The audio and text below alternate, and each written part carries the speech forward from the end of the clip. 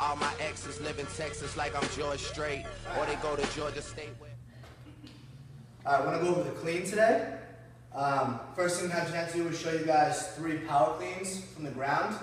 Since we're using empty barbell, that ground's going to be our mid-shin.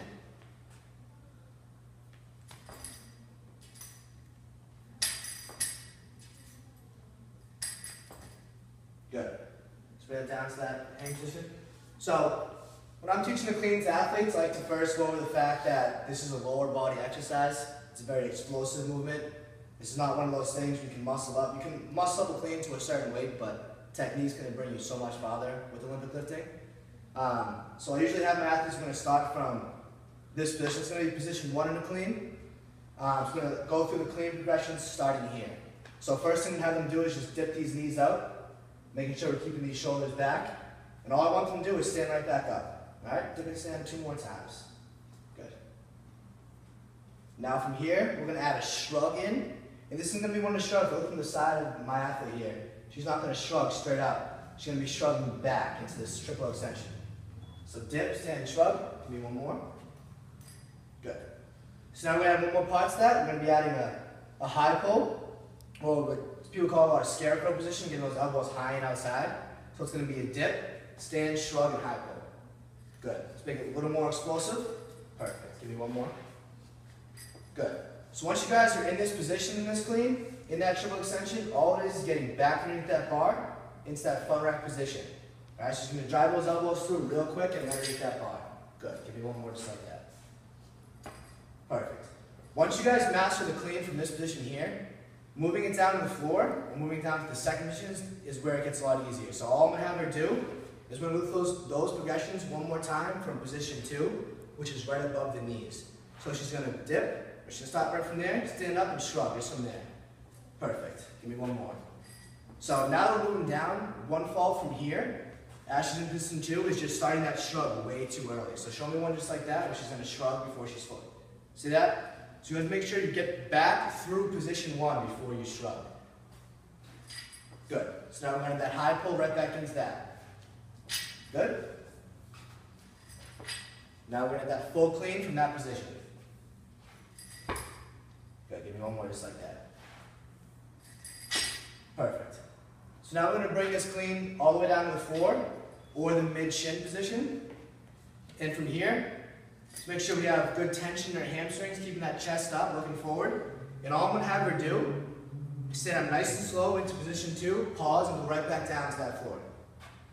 So if you pause right here, just stand up right to there. Good. Come right down. One more. Good. So guys, this pull from the floor to position 2, I call the party area, and that's where all the fun happens. This is just getting that from the floor up, it's just getting into that good position for your clean. No clean is made from the ground.